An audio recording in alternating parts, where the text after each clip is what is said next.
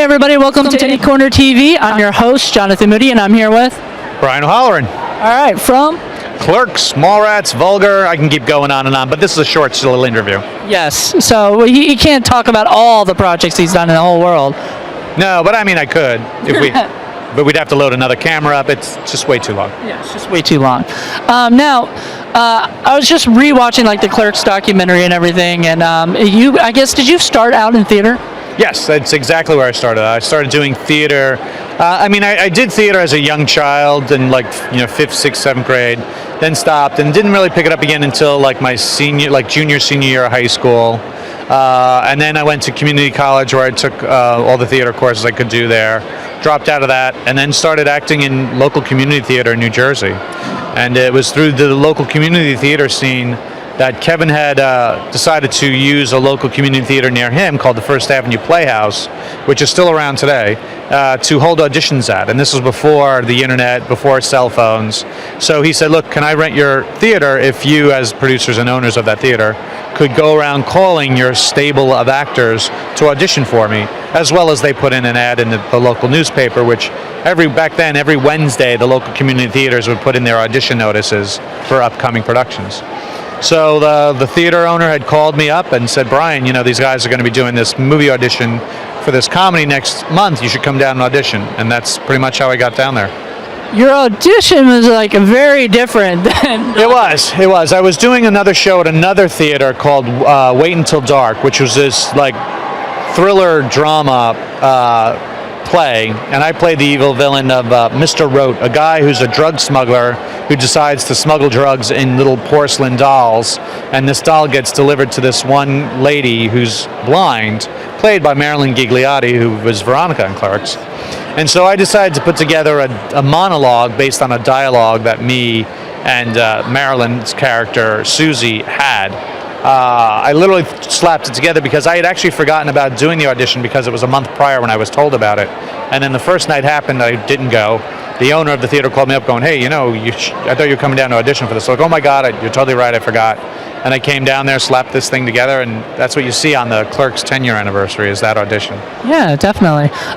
Do you think Dante Hicks and the Hicks family, because you played a numerous amount of Hicks, Right.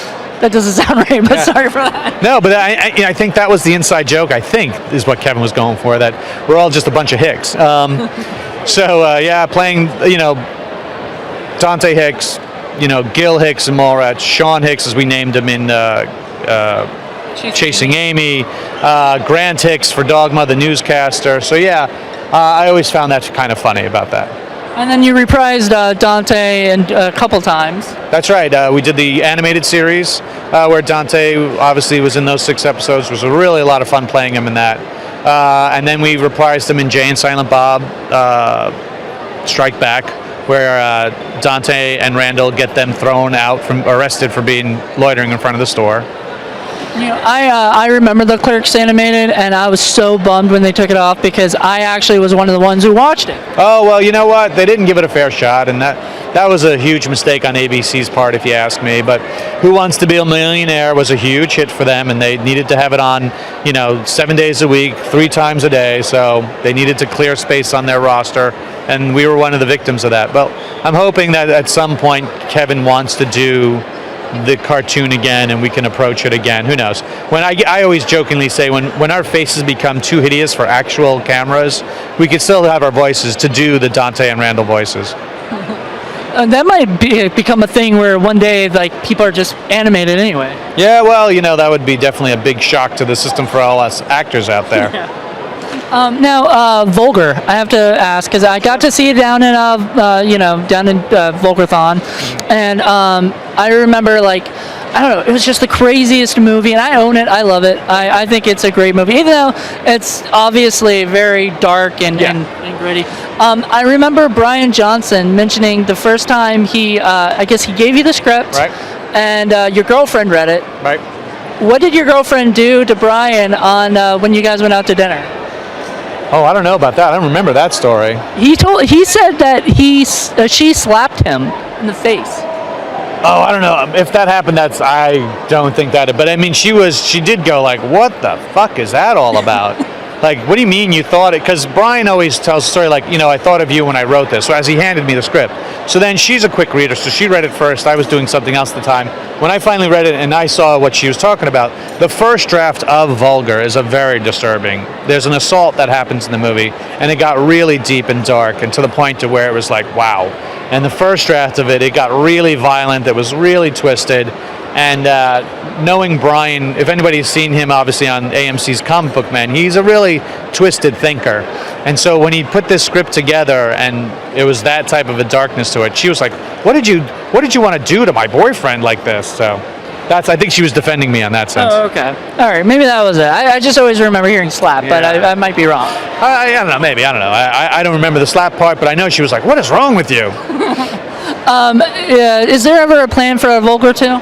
Actually, funny enough, I just ran into Brian Johnson. We were at an event together, and he came to me and he says, so many people come up to me saying, like, are you ever going to do another Vulgar?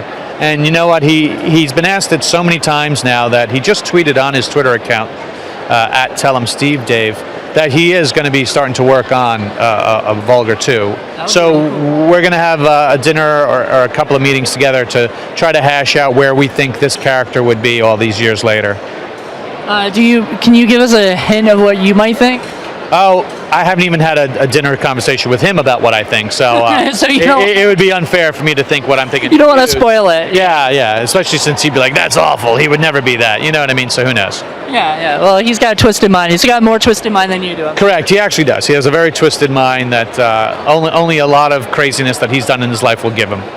And I know Clerks 3 is on the hold right now. Correct. We're gonna. The next thing I've been told about Kevin to work on would be Mallrats 2. I've been told to look forward to start working on it in the fall of this year. So a release date, I would probably say the beginning of September next year. So Gil is hanging back at the mall? I don't know. I haven't been given that script yet, so I don't even know who I'm playing. I could be playing all the Hicks. I'd love to just play like all the Hicks. Grant Hicks, Gil Hicks, Sean Hicks. I think that'd be funny to see me show up many different times. Kevin, if you're watching this, do that. That sounds like a great idea. I could be like the Eddie Murphy of our group and show up in different types of forms. That would be awesome. Right? I loved every Hick you played. Thank you. I'm the master of Hicks. How can people reach you? The best way is probably like through my Facebook and Twitter. Brian C. O'Halloran on Instagram or Twitter is a good way of doing it. There is an official fan page on Twitter. If you see it, it's in the icon. It says in red letters, official fan page. I do moderate my own fan pages and my own Twitter accounts. So when you tweet or Instagram me, it is me. It is you? Yep. I tweeted you yesterday. That's right, and I liked it. And yes, I saw that too. That's right. So that was not a problem. Thank you for supporting me. So. Oh, of course. Anytime. Well, thank you so much for taking time out of your busy schedule to go and do this. Not at all. Thank you for having me. I really enjoy being here, Jonathan, and the fans that have turned out. It's been an awesome day so far. And this is just day one. Yeah, it's just day one. Come back tomorrow. Yeah, tomorrow, and then we have our Q&A tomorrow, 1:30. So come on by. Myself and Marilyn Gigliotti.